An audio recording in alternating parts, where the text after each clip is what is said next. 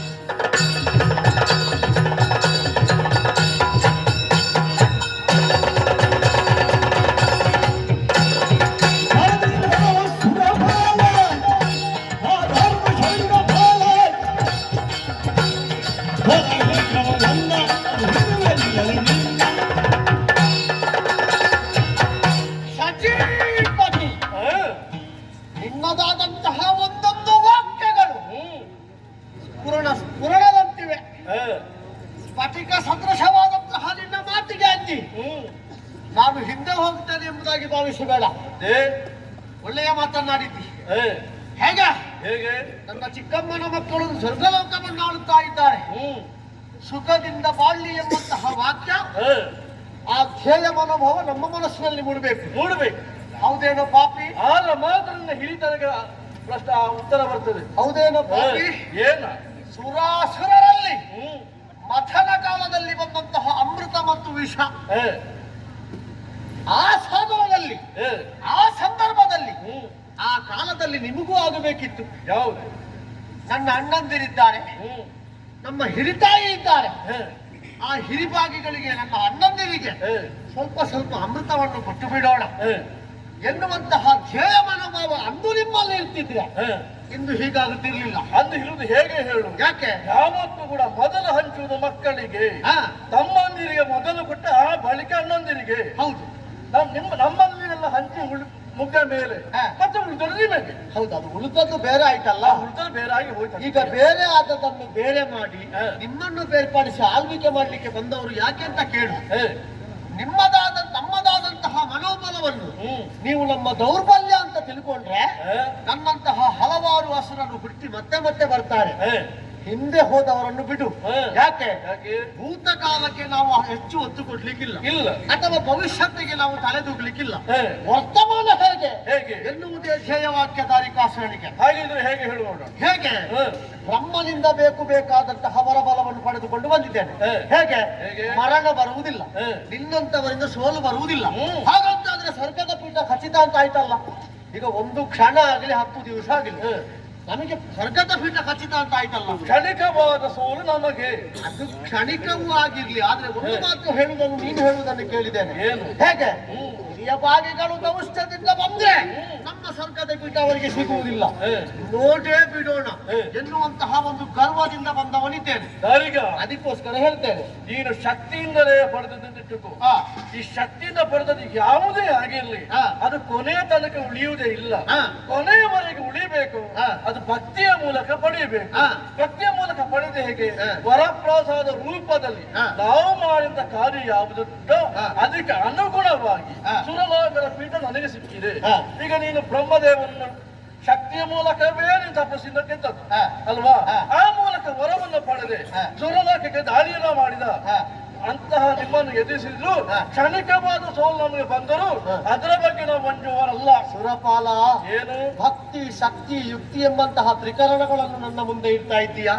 ಆಲೋಚಿಸಿ ನೋಡು. ಏನು? ನನ್ನಂತಹ ಅದೆಷ್ಟೋ ಅಸುರ ಶ್ರೇಷ್ಠರು ಭಕ್ತಿಯ ಪರಾಕಾಷ್ಠೆ ಇಲ್ಲದೆ ಕೇವಲ ದೌಷ್ಟ್ಯದಿಂದ ಭಗವಂತನ ಪಾದವನ್ನು ಪಡೆದವರು ಎಷ್ಟೋ ಜನ ಇದ್ದಾರೆ. ಎಷ್ಟೋ ಮಂದಿ ಇದ್ದಾರೆ. ಹೌದಾ? ಹಾಗಂತ ಹೇಳಿ ಮುಕ್ತಿ ಮಾರ್ಗ ಸಿಗಲಿಲ್ಲ ಅಂತ ಅಲ್ಲ. ನೀವು ಭಕ್ತಿಯಿಂದ ಎಷ್ಟೇ ಹೋರಾಡಿ, ಭಕ್ತಿಯಿಂದ ಎಷ್ಟೇ ಸ್ತುತಿ ಅಭಿವೃದ್ಧಿ ಮಾಡಿ ನಿಮಗೆ ಬರುವುದು ಸೋಲು, ಆಮೇಲೆ ಸುಖ ಸಿಗುತ್ತದೆ, ಅದನ್ನು ನಾನು ಒಪ್ಪಿಕೊಳ್ಳುತ್ತೇನೆ. ಹಾಗಂತ ಹೇಳಿ ನಿಮ್ಮದಾದಂತಹ ಭಕ್ತಿಯ ಸುಖ ನಮಗೆ ಬೇಡ. ಅದೇ ಹೇಳಿ ಸೋಲು ಕ್ಷಣಿಕವಾದ ಸೋಲು ಅಂತ, ಅದು ಬೇಡ ಅಂತ ಹೇಳುವುದು. ಇದ್ದಷ್ಟು ದಿನ ಅದು ಹೇಗೆ ಹಿಂದೆ ಮುಂದೆ ಇಟ್ಟಂತಹ ಹೆಜ್ಜೆ ಹಿಂದೆ ಇಡುವ ಜಾಯಮಾನವೇ ನಮ್ಮದಲ್ಲ. ಅದರಲ್ಲಿ ಸಾವು ಬಂದರೂ ಕೂಡ ವೀರಮರಣ ಎಂಬುದಾಗಿ ಭಾವಿಸಿದವರು.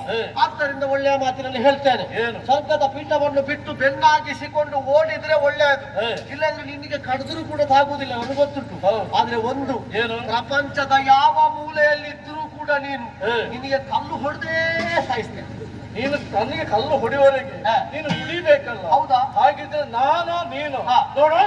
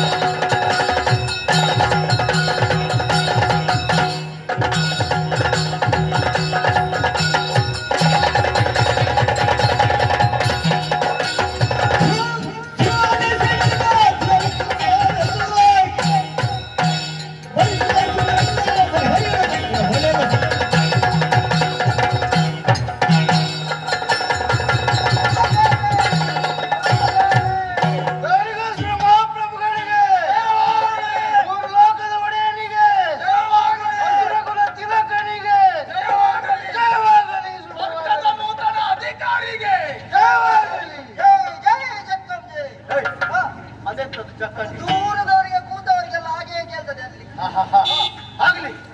ಓ ವೀರರೇ, ಓ ಧೀರರೇ, ನಮ್ಮದಾದಂತಹ ಆಸೆ ಆಕಾಂಕ್ಷೆಗಳನ್ನು ಪೂರೈಸುವಂತಹ ಸಮಯ ಸಂದರ್ಭ. ಸ್ವರ್ಗದ ತ್ರಿವಿಷ್ಟಪವನ್ನು ಏರಿದವನಾಗಿದ್ದೇನೆ. ಸ್ವರ್ಗಕ್ಕೆ ನೂತನ ಅಧಿಕಾರಿ ಯಾರು? ಕಾಳಿಗಾಸುರ. ಮೂರು ಲೋಕವೇ ತಲ್ಲಣಗೊಂಡಿದೆ, ದಿಗ್ಭ್ರಮೆಗೊಂಡಿದೆ. ಮುಕ್ಕೋಟಿ ದೇವತೆಗಳೆಲ್ಲ ದಿಕ್ಕಾಪಾಲಾಗಿ ಓಡ್ತಾ ಇದ್ದಾರೆ.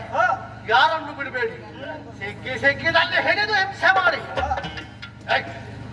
ಅದೇ ಸೂರ್ಯಚಂದ್ರನು ಕಾಳಿಗಾಸುರನ ಅಪ್ಪಣೆ ಇಲ್ಲದೆ ಅಲ್ಲಿಂದ ಹಂದಾಡಿದ್ರೆ ಜಾಗ್ರತೆ. ಸೂರ್ಯದ ಚಂದ್ರನ ದಿಕ್ಕನ್ನೇ ಬದಲಿಸಿ ಏನು ವೀರರೇ, ಸ್ವರ್ಗದ ಸ್ವಸ್ತುಗಳ ಬಗ್ಗೆ ಅದೆಷ್ಟೋ ಕೇಳಿದ್ದೇವೆ. ಹಾಗಂತ ಹೇಳಿ ಸ್ವರ್ಗ ನಮಗೆ ಬೇಕಾ? ಯಥಾವತ್ತಾಗಿ ನೋಡ್ಬೇಕು ಅಂತ ಆದ್ರೆ ಅಸುರನು ಸ್ವರ್ಗಕ್ಕೆ ದಾಳಿ ಮಾಡುವುದು ಯಾಕೆ? ಸ್ವರ್ಗದ ಸುವಸ್ತುಗಳಿಗಲ್ಲ. ಯಾಕೆ ಹೇಳಿ? ಸ್ವರ್ಗದ ಸುವಸ್ತುಗಳನ್ನು ನಮಗೆ ಅನುಭವಿಸಲಿಕ್ಕೆ ಆಗುವುದಿಲ್ಲ. ಈ ಕಣ್ಣಿನಿಂದ ಅದರ ಚಂದವನ್ನು ಸವಿಯಬಹುದಷ್ಟೇ ಹೊರತು ಅನುಭವಿಸಲಿಕ್ಕೆ ಆಗುವುದಿಲ್ಲ. ಹಾಗಾದ್ರೆ ಸ್ವರ್ಗವನ್ನು ಬಯಸುವುದು ಯಾಕೆ ಅಸುರನು? ಒಂದೇ ಕಾರಣಕ್ಕಾಗಿ, ಕುಲಾಮಾಸುರನ ಮಗಳಾದಂತಹ ಶಚಿದೇವಿ, ಅವಳು ನಮ್ಮ ರಾಕ್ಷಸ ಕನ್ಯೆ. ಅವಳನ್ನು ವರಿಸಿ ದೇವೇಂದ್ರ ಸ್ವರ್ಗದಲ್ಲಿ ಆಳುತ್ತಾ ಇದ್ದಾಳೆ. ಅದು ಒಂದು ಸೇಡು ಮಾತ್ರ ನಮಗೆ. ಹಾಗಂತ ಹೇಳಿ ಇಲ್ಲಿಯ ಸ್ವರ್ಗ ಸುಖವನ್ನು ಅನುಭವಿಸುತ್ತಾ ಕಾಲ ಕಳೆಯುವುದಲ್ಲ, ಮೈ ಮರೆಯುವುದಲ್ಲ. ಒಂದು ದೃಷ್ಟಿ ಇಲ್ಲಿಗೆ, ಇನ್ನೊಂದು ದೃಷ್ಟಿ ಶೋಣಿತಾಪುರಕ್ಕೆ. ಮಾಡಿದಂತಹ ಯುದ್ಧದಲ್ಲಿ ಆಯಾಸಗೊಂಡಿದ್ದೇವೆ. ವಿಶ್ರಾಂತಿಗಾಗಿ ಜನಳಾಳಂತೆ ನೋಡ.